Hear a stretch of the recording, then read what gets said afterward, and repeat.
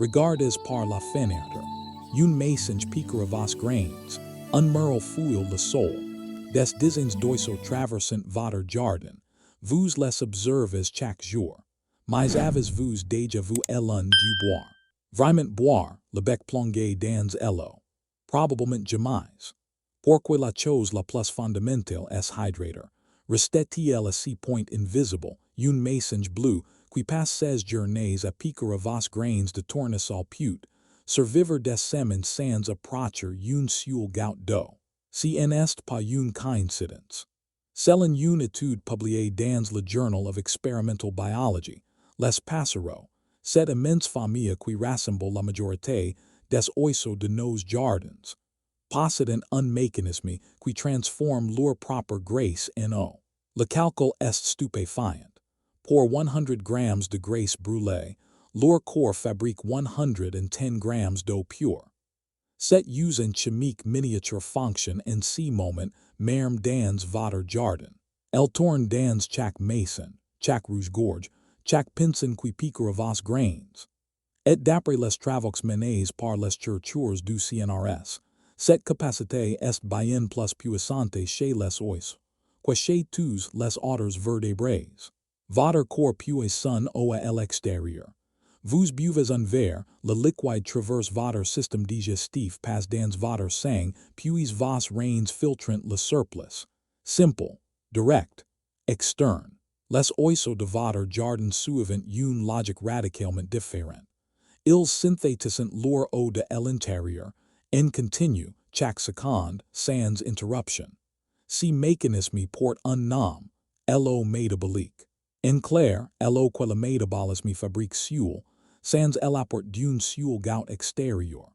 La réaction se déclenche dans les mitochondries. CES microscopiques centrales énergétiques, nichées par milliards au cœur de chaque cellule, sont les véritables distilleries du vivant.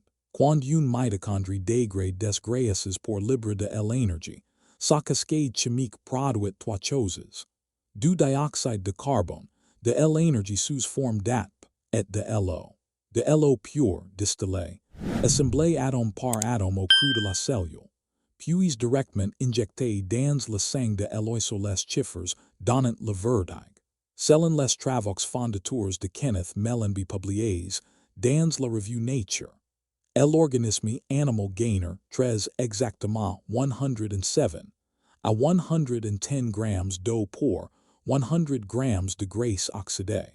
Traduisons pour votre jardin. Une mésange charbonnière pèse environ 18 grammes. Par une Freud nuit de hiver, elle brûle jusqu'à 2 grammes de sa réserve lipidique pour maintenir sa température corporelle. Elle reçoit en retour plus de 2 grammes d'eau fraîchement synthétisée, directement dans son flux sanguin.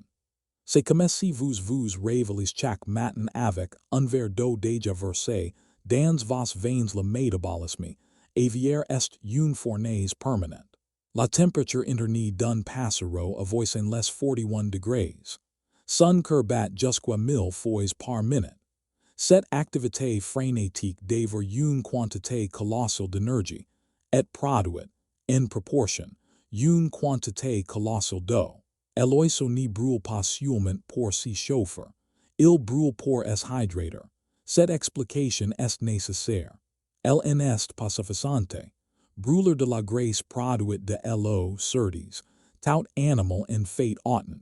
Un mammifère, un reptile, vous même en licent ces mots, tous gagneraient de l'eau métabolique. Alors pourquoi les oiseaux sont-ils les seuls vertébrés à pouvoir se passer presque totalement de boire? La réponse tient dans un déchet. Un résidu que votre corps produit aussi, mais qu'il élimine d'une manière radicalement moins avantageuse quand vos cellules dégradent des protéines. Elles libérant de l'azote. Cet azote s'accumule et devient toxique. Pour l'évacuer, votre foie le convertit en urée. L'urée est une molécule soluble dans l'eau, et c'est exactement le problème. Pour la diluer et l'expulser dans vos urines, vos reins consomment de grandes quantités d'eau. Chaque gramme de protéines métabolisées vous coûte de l'eau.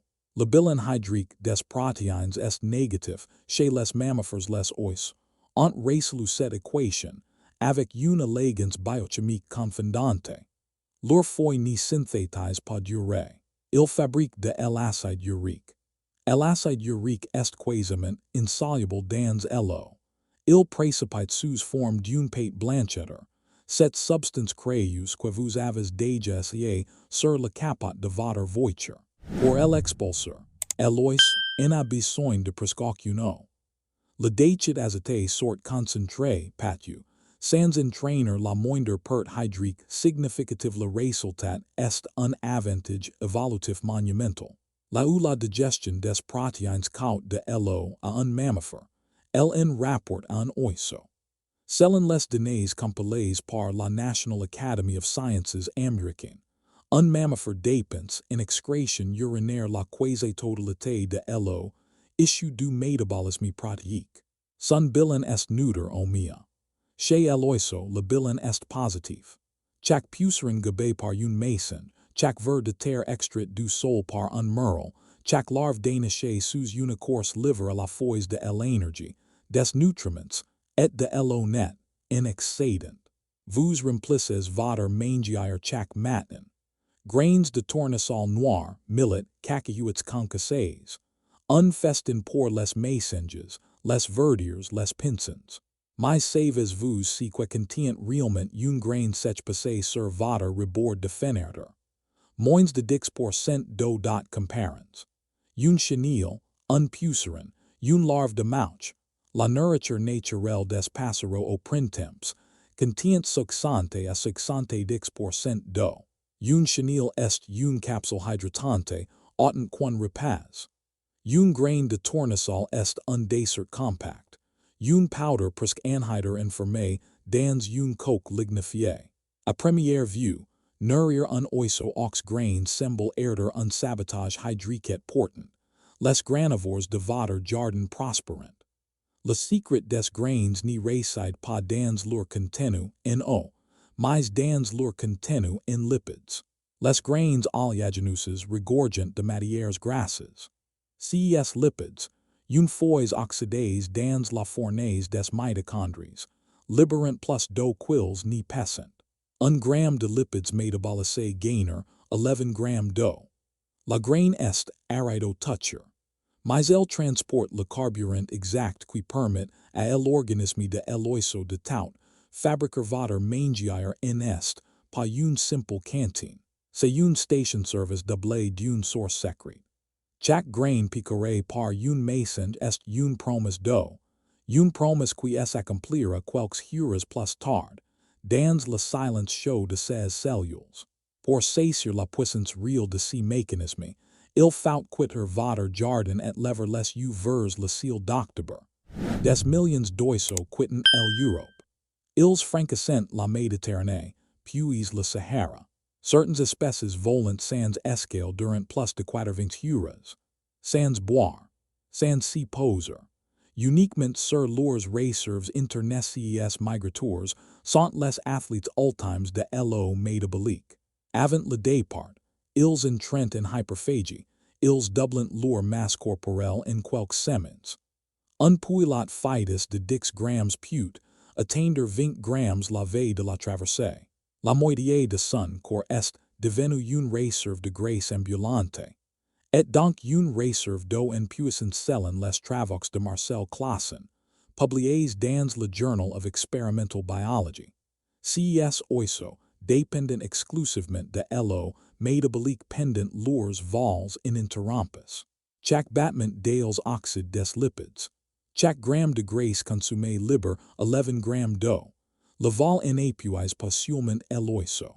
Le vol hydraté et l'adaptation va plus loin. Pendant la migration, les organes digestifs s'atrophient. L'estomac rétrécit. Les intestins s'y réduisent. Ces tissus sont riches en eau et cette eau est récupérée, recyclée, réinjectée dans le sang. L'oiseau n'y consomme pas seulement sa graisse. Il boit littéralement ses propres muscles pour tenir la distance. Le bilan est saisissant. Un migrateur de 100 grammes produit environ 40 milliliters d'eau métabolique par jour de vol. Rapporté à l'HL humain. C'est l'équivalent de fabriquer 7 litres d'eau dans votre propre corps chaque jour. Sans jamais porter un verre à vos lèvres. Voilà pourquoi vous en avez jamais vu la maison de votre jardin si pencher au bord d'une flaque. LNN, a tout simplement pas besoin. Chaque grain de tournesol que vous déposez si matin dans votre mangeoire infirme, dans la structure même de ses lipides, l'eau que l'oiseau utilisera demain. Votre rebord définiteur n'est pas un pourquoi ordinaire. Il est le point de départ d'une cascade chimique invisible, un enchaînement silencieux qui traverse les mitochondries, la feuille, le sang, et qui about it a une goutte d'eau parfaitement pure, synthétisée de l'intérieur si, que vous avez pris tout votre vie pour une simple scène de jardin, un passereau qui piquera, un merle qui fouille, est en réalité l'un des miracles physiologiques les plus aboutis du monde vivant. Vous en observez pas des animaux qui survivent. Vous observez des usines chimiques autonomes, des distilleries à plumes, qui fabriquent leur propre eau en plein vol, en plein hiver, en plein désert. La prochaine fois que vous poserez des grains sur votre mangeoire, vous n'y ferez plus le même geste. Vous saurez que vous en offrez pas seulement de la nourriture. Vous déposez un carburant qui, grain après grain, lipide après lipide, si métamorphose en eau dans le secret des cellules et quand la mésange bleue repartira d'un battement sec. Sans même un regard pour la coupelle d'eau que vous avez pourtant remplie à côté. Vous comprendrez. Elle n'y méprise pas votre eau. Elle possède la sienne une source qui n'y gîle pas en hiver, qui n'y s'évapore pas sous le soleil d'étude, et qui coule, invisible, silencieuse, dans chacune de ses mitochondries.